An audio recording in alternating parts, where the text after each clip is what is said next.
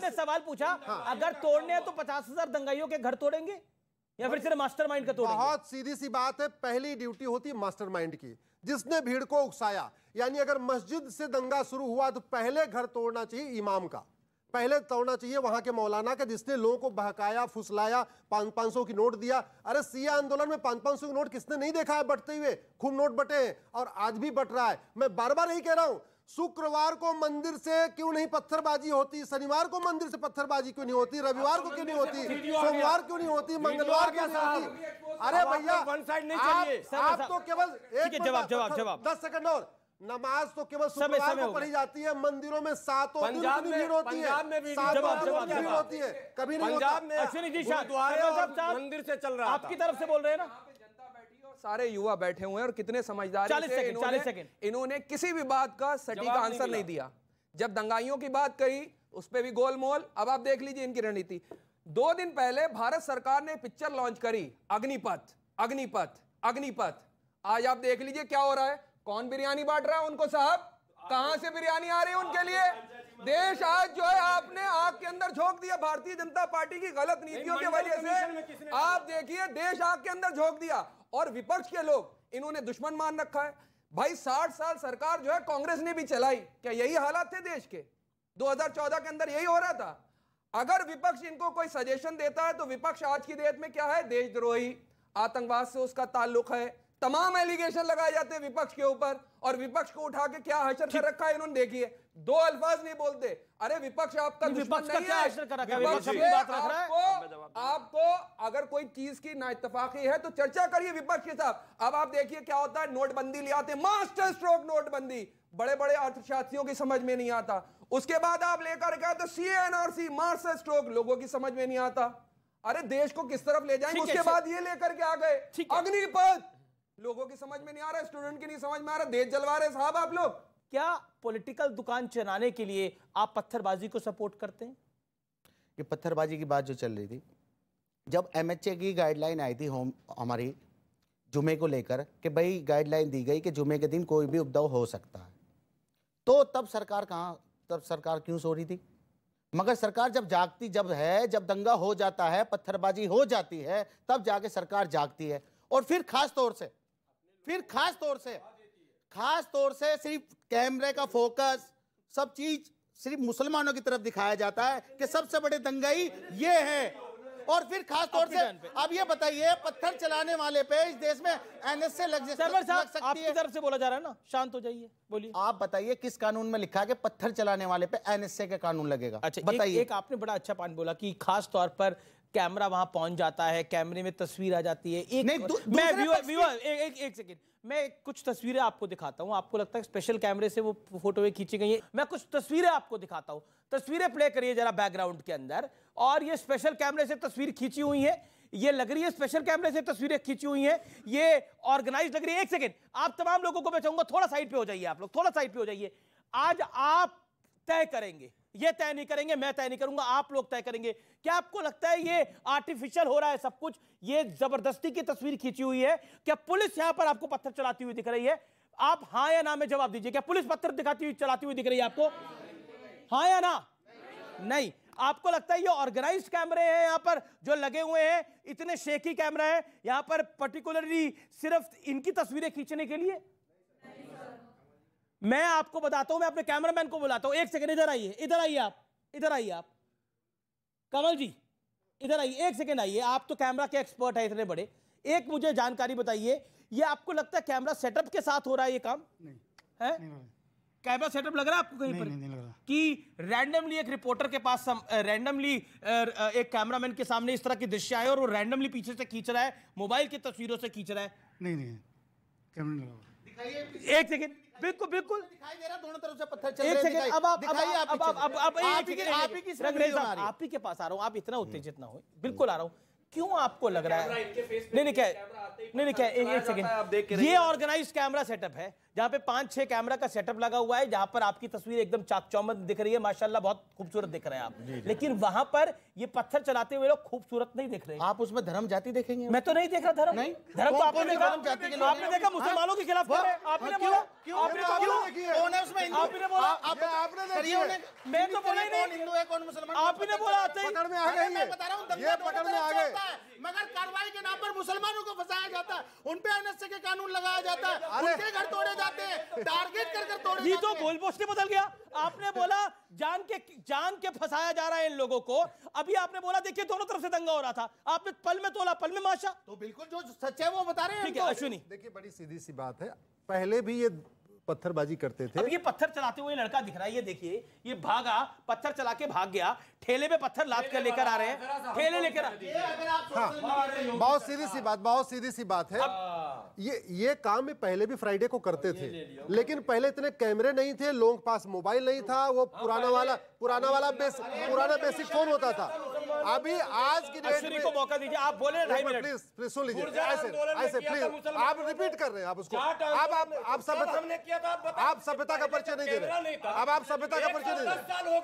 अब आप पिछले जुमे को किया, अब आपको अरे सुन तो लीजिए, एक मिनट सुन लीजिए। हाँ, अभी आज की डेट में अमित जी केवल कैमरामैन ही फोटो नहीं खींचता, केवल मीडिया के लोग फोटो नहीं खींचते, चलते फिरते हर व्यक्ति, यहाँ जितने आपके ऑडियंस है, किसके पास? अरे ये हीरो बनने के लिए खुद ही फोटो खींचते हैं ये लोग अपनी। हाँ, और दूसरी बात, पत्थर चलाते हुए कहते हैं फोटो खींचो, मैं लगाऊंगा फेसबुक पे डिस्प्ले, और जैसे ही फेसबुक पे डिस्प्ले पिक्चर लगती है पुलिस पकड़ लेती है, बोलते हैं हाय हमने तो चलाया नहीं, ये फोटो किसी और की है। नहीं, ये इसलिए भी लगाते हैं फेसबुक के, क्योंकि जैसे जितनी बढ़िया फोटो होगी उसी हिसाब से इनकी फंडिंग आती है। मैं फिर से कह रहा हूं, बाप बड़ा ना भैया, सबसे बड़ा रुपया, देश जाए भाड़ में, पैसा मिलता रहे। जितनी बढ़िया पत्थरबाजी करेंगे उतना इनको पैसा मिलेगा। 40 सेकंड। मैं कोई छोटे मोटे वकील नहीं, आप जो हमारे बराबर में खड़े हैं, हम बड़े भाई भी मानते हैं, काफी काबिल हैं, लेकिन मैंने शुरू से ये सवाल किया, करनी सेना, जाट आंदोलन, गुर्जर जान देना पड़ेगा। नहीं भाई, आज कानपुर पे चर्चा हो रही है, मंडल आप ये बताओ ये हिंदू है यही तो एजेंडा आपका है। हिंदू है या मुसलमान? ट्रेन जलाया नौजवानों ने, पीछे की अभी फोटो टोपी वाले पे करो। इतना मैंने कहा यार भारत जल रहा, बोला ना अभी टोपी वाले पे करो। मैंने कहा रोजी रोटी नहीं, बोला ना मस्जिद पे करो। मैंने कहा नौकरी दे दो, बोला ना मस्जिद पे करो। मैंने कहा यार रोजगार दे दो, कुछ विकास कर दो, ये एजेंडा हटाइए यार। कब तक आप मस्जिद टोपी करके बेवकूफ बनाओगे? मुझे इतना बताइए, पत्थरबाजी फ्राइडे को क्यों होती है? पत्थरबाजी शनिवार को क्यों नहीं होती? पत्थरबाजी रविवार क्यों नहीं होती? पत्थरबाजी सोमवार क्यों नहीं होती? पत्थरबाजी मंगलवार क्यों नहीं होती? पत्थरबाजी बुधवार को नहीं होती? पत्थरबाजी करनी सेना को किसने फाइनेंस किया? और एनजीओ पर आपने एक अच्छा पॉइंट रखा, आपने बोला रोजगार पे बात होनी चाहिए। होनी चाहिए, पूरा देश चल रहा, 150 ट्रेन चल के आप दिखा नहीं सकते। बिल्कुल दिखाइएगा, बिल्कुल दिखाइएगा। अरे बिल्कुल चल रहा है, सुबह से शाम चल रहा है। वो हम भी नहीं आपको नहीं दिख रहा। अच्छा ठीक है। अगर आपको इतना ही रोजगार की चर्चा है और करनी है तो जिस दिन अमीर जी बुलाएंगे रोजगार पर, उस दिन रोजगार पर आना। आज तो आप हिंदू मुस्लिम पे, अब आगे आता हूँ। इन्होंने क्या बोला? इनका देश ही जला दे। इनका आपका नहीं है क्या? ये कह रहे आपका देश नहीं है, रोजगार की चिंता इनका देश है, जला दो। जो देश को अपना मानता हो वो जलाएगा क्या? जो देश को अपना मानता हो जलाएगा। मैं जनता से पूछता हूँ, आप अपने घर में आग लगाओगे क्या? आप अपने घर में आग लगाओगे क्या? ये क्या बोला आपने? इनका देश है, जला दो। यही कह रही है ना, रोजगार की बात मुसलमान नहीं कर सकता। एक सेकंड शिक्षा की मैं आपको मौका दूंगा। जो देखिए इनके नेता कौन है? अरे फिर चिल्लाइए मत, रुकिए। देखिए बहुत ही संजीदा और महत्वपूर्ण विषय है, राष्ट्रीय सुरक्षा के लिए महत्वपूर्ण है, तो सीरियसनेस को समझिए। मैं देश के युवाओं से एक सवाल करना चाहती हूँ अमीश, हम अपने घर में अपने माता पिता के साथ रहते हैं, वो हमारे लिए कभी अच्छे फैसले भी ले लेते हैं क्योंकि वो इंसान है, कभी उनसे गलत फैसले भी हो सकते हैं। तो क्या हम बाहर वालों के भड़काने में आकर अपने घर के पर्दों में आग लगाना, अपने घर की चौखट में आग लगा दें और बाहर वालों को बुला के घर पे पत्थरबाजी करने लगते हैं? सिर्फ इतना सा सवाल है कि अगर हम घर को अपना मानते हैं तो देश को अपना क्यों नहीं मानते? कोई भी कारण हो, दुनिया का कोई भी कारण हो, हम अपनी मातृभूमि को आग कैसे लगा सकते हैं? ये सवाल हमें पूछना है। अरे राजनीति मत करिए भाई, मैं किसी व्यक्ति, किसी संगठन, किसी पार्टी की बात नहीं कर रही हूँ। मैं हर भारतवासी से पूछना चाहती हूँ, कुछ भी कारण हो, क्या हम अपनी मातृभूमि में आग लगा सकते हैं? क्या हमें लगानी चाहिए? क्या हमें आग लगानी चाहिए? क्या हमें अपनी मातृभूमि में पत्थरबाजी करनी चाहिए? अरे करनी चाहिए या नहीं? सब छोड़ दीजिए राजनीति, करनी चाहिए या नहीं? क्या आग लगानी चाहिए या नहीं? आप लगा रहे हैं? अरे चाहिए या नहीं? हम तो बुझा रहे हैं, आप लगा गलत बोलने में इनकी जबान लरज रही है, कंडेम करने में आपकी जबान लरज रही है। जो इस देश को आग लगाता है वो उसको अपना नहीं मानता। मैं कहता हूं आवेश, रोष, गुस्सा, नाराजगी सब समझ में आता है। अगर आप अपने घर को नहीं लगा सकते तो आप इस देश को भी नहीं लगा सकते। नंबर 1। जहां तक बात इन्होंने बार बार ये कह रहे हैं, अगर आपको इतना ही शौक बुलडोजर चलवाने का है तो मंडल कमीशन में मेरे को टाइम मशीन में पीछे लेकर जाइए, योगी जी को मुख्यमंत्री बनाइए, गारंटी देता हूं दब्बे बुलडोजर चलेगा। अब जब नहीं चला उस समय तो इसका यह मतलब नहीं है कि आप गलत चल। ये देखिए टेस्टोस्टेरोन, ये देखिए क्या है ये, आपको आप बोले 3 मिनट बोला सेकंड में। देखिए ये तकरीर नहीं है, आप 1 सेकंड अनफेयर नहीं कर सकते। अरे भैया पत्थरबाजी की बिरयानी आप पर भी आई थी, चला तो अब चल रहा है।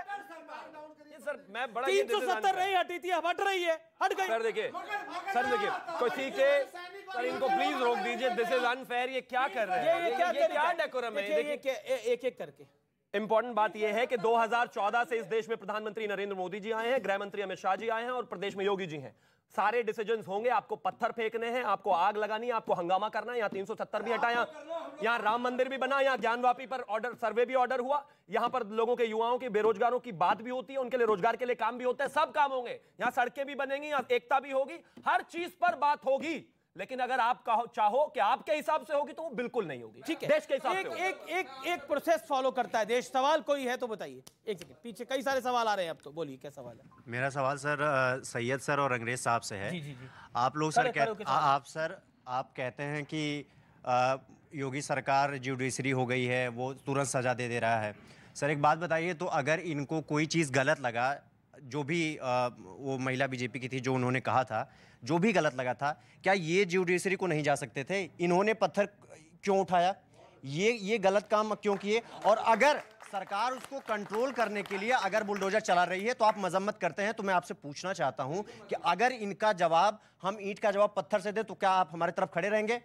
अगर सरकार हमारे ऊपर बुलडोजर चलाएगी तो आप हमारे साथ खड़े रहेंगे? नहीं बताइए, खड़े रहेंगे? नहीं खड़े रहेंगे तो आप इनके साथ क्यों खड़े होते हैं? नहीं खड़े होंगे तो आप इनके साथ क्यों खड़े होते हैं? हमेशा हर मामले पे आप आ जाते हैं इनकी मजम्मत करने के लिए। आपको छोटी सी बात नहीं समझ में आती है? कार्रवाई होगी अगर आप पत्थरबाजी करेंगे, लेकिन अगर आपके साथ जुल्म एक करके अगर आपके साथ सुनिए, अगर पत्थर आपने चलाया और उसकी सजा आपके वालिद को दी जाएगी और आपके वालिद का घर गिराया जाएगा, आपकी माँ का घर गिराया जाएगा, आपकी बहन को प्रताड़ित करा जाएगा, तो हम उसकी मजम्मत करेंगे। अरे उसी का घर गिराया है, माँ का घर नहीं गिराया। आप क्यों जान गए? ये हमारे देश का संविधान है।